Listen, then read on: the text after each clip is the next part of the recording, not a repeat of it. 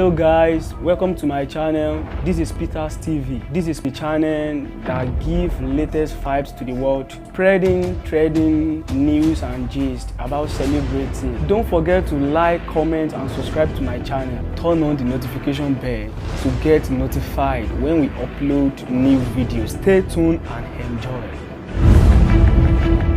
Hi beautiful people, welcome back online. My name is KIG, the king himself, Oshamo.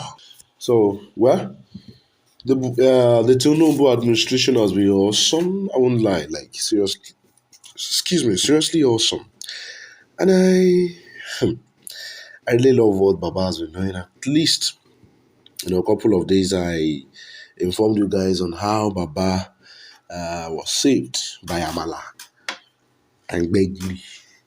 And it wasn't funny at all. Like, Amala and Begiri, how did that happen? Yes, he escaped death from Sonny Abacha's assassins. I don't know who be His Excellency. Thunder fire His Excellency, Major Abacha. Who be General Abacha? Abacha, Sonny Abacha, the tyrant, the nonsense tyrant. Yes, till now, a lot of people knows that he's a tyrant. Okay. Now, I just decided in my mind, like, what should I do for you guys to just enjoy? For just enjoy and know what Baba has done. So here are the 11 major things Tinubu has done since he became president of Nigeria. Yeah, I'll be giving you more insight about Tinubu actually. Some of the stuff, Baba. I am actually angry with one man, and that's Adebayo, I believe the Afenifere group leader. That Baba has not been acting as a good Baba, and that's what people have been saying. Well, that's not coming from me. So, get shit in there. So, get a shibobara nle, get shit in there, just to hear what I have to say concerning the 11 things. Yeah, it was just inaugurated last month now.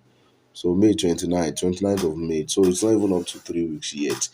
And Baba has done a lot of things. So Asiwaju Bola Tinubu was sworn in as the president of Nigeria on May 29, 2023, following his victory in the February 25 presidential elections conducted by the Independent National Electoral Commission, that's INEC. Tinubu will be celebrating his first Democracy Day. Yeah, he celebrated that as the president of Nigeria on the 12th of June. That was on a Monday. And as earlier reported, he addressed the people of the country. That was around 7 a.m. on Monday. I believe that marked the first official nationwide broadcast to Nigerians since President Tinubu assumed office on the 29th of May 2023. Baba is not going to die by the grace of God. He won't die. He will do it. Many people, and the funny thing now is that a lot of people, like especially I don't want to mention names. Well, let me just mention the Obedient and Co. Have been supporting. Have been going against Tinubu. They hated him. A lot of them hated him. But suddenly he just took a different turn. A lot of people have been like loving him now, like we don't know say na so he go do. Okay, Baba, go on so now. Okay. In a statement released, Abiodun Oladunjoye, the Director of Information at the State House, called on television, radio stations, and other electronic media outlets to connect to the network services of the Nigerian Television Authority, that's NTA, and Radio Nigeria for the live broadcast. I still remember, this is Radio Nigeria. God, I grew up knowing all these stuff. And then NTA, that soon, I no go fit forget. So those times growing up, we're always watching super stories, like, all these soap operas, like Super Story, Baja School, Tinsel, stuff like that. So most times this is Super Story on Thursdays 8 to 9 p.m. about in the night, and then immediately when it's 8:50 something, the suspense, that's fast story. Thanks to WAP, that's what they are Denuga Productions then. Very fantastic work.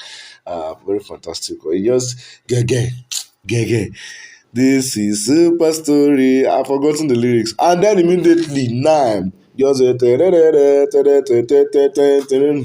this is ancient welcome brother. Just I've forgotten all those stuff, man. Okay, now ahead of his national wide address I believe some major steps and actions President Tinubu has taken since he assumed office about some days back, and we still have a lot of stuff that he has done. I'm telling you, like a lot, a lot. But let me just go through this. Okay, number one, he implemented the fuel subsidy removal regime. This was the last straw that broke the camel's back. A lot of people vexed. A lot of people were angry. Like it caused commotions, like online protest, and some people.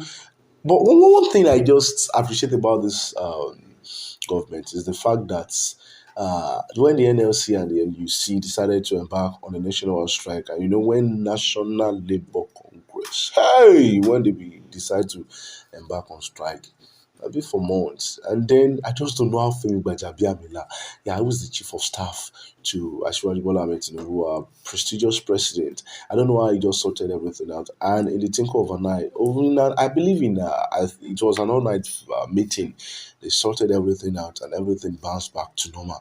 And the NUC and the Labour Congress said, we are not embarking on any strike again. We believe this is cool. So now, number one thing is that the subsidy is actually removing the subsidy. A lot of things that actually changed.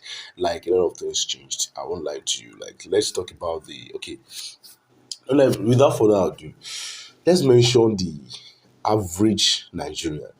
For an average Nigerian, let me use for an example, maybe Mr. Hay, who is always going for works, who stays in Lagos State and is living in somewhere around Oshodi and works on the island, let's say somewhere around Obale in the axis or Lekki, Jack on the axis. That's Mr. Hay. And then Mr. Hay has been collecting as an average Nigerian.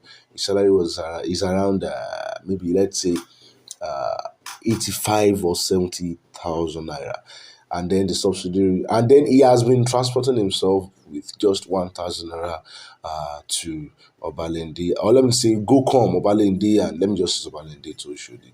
And then suddenly there's a subsidiary removal and there's an hike in the price of fuel, and then everything goes off. So you will be actually be paying times three of what he has been paying before, and then hardship start. But if you want to look at the advantages, it has a lot of advantages actually. We have a lot of Nigerians who are very, very wicked. I'm telling you, like entrepreneurs and CEOs of oil and gas companies. And imagine someone buying petrol, like fuel, from Nigeria at 75 naira and selling in neighboring countries like Cameroon, Niger Republic, and so selling at 700 naira. Is that not wickedness? And then the way they've been holding, a lot of Nigerians have been holding but we thank God for subsidy. So I just believe that the administration should just find something better to do, like to just maybe pay more, like increase the minimum wage, and then people can just be happy. All right.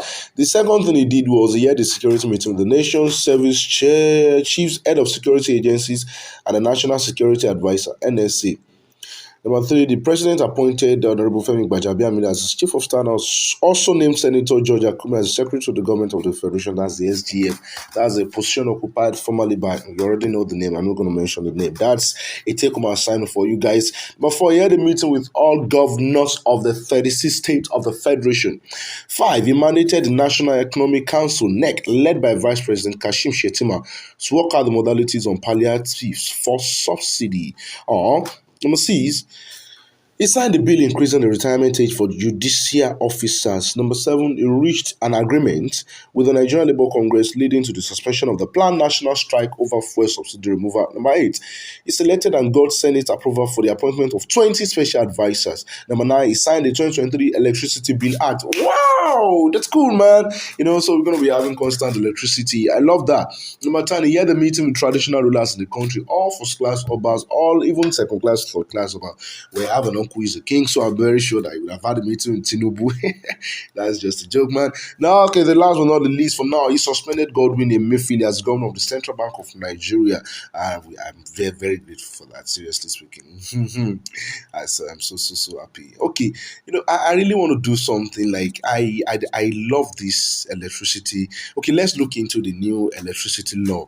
Okay, the new enacted law will demonopolize Nigerian electricity generation transmission production and distribution of electricity at the national level. This new law will empower states, companies, and individuals to generate, transmit, and distribute electricity in the country. So it's not going to be a monopoly. What do I mean by a monopoly? It's only a company. It had been privatized. It was only NEPA, that's National Electric or Nigerian Electric Power Authority, or national, either we want to call it. But then it was sold to Pigeon Power Holding Company of Nigeria. Now it has been monopolized. So you already know what monopoly is. Monopoly is just you trying to be a one-man army, like capitalism. In the when you're talking about government, a system of government, capitalism. You have socialism. We have you understand. So capitalism that has been exhibited for a while, but thank God now, so anybody can just distribute electricity. Let's recall that the Electricity Act 2023 was initially passed by lawmakers in July 2022 to allow the state to issue licenses to private investors who can operate mini grids and power plants within the state. So we are going to have a lot of private investors in electricity. Well, I think that's another angle I have to look into. It's going to really pay. So it's not going to be just PHN again. So there won't be any embarrassment. And I just believe this man has come to do a lot of good things. So let's just support.